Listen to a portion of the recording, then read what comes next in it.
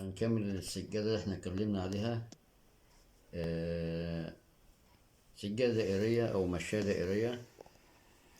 بدأناها بدايرة، وبعد كده كملناها بقى بغرزة عمود بلفة، وما زلت احنا شغالين بقت الدايرة بغرزة عمود بلفة.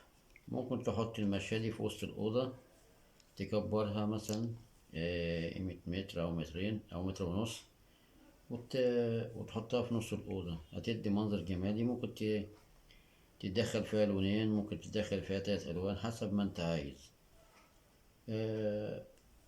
احنا دلوقتي شغالين بغرزة عمود بلفة، عشان غرزة عمود لفة تفرش معاك، تديك براح يعني. وممكن ومن ضمن بين كل عمود بلفة وعمود بلفة بنعمل غرزة حشو على الدايرة كلها. دي تكملة الفيديو اللي أنا صورت لكم الدايرة، وأنا شغال غرزة عمود بلفة. هنكمل بقية الدايرة كلها إن شاء الله غرزة عمود بلفة، وبين كل سطر وسطر بنعمل غرزة حشو.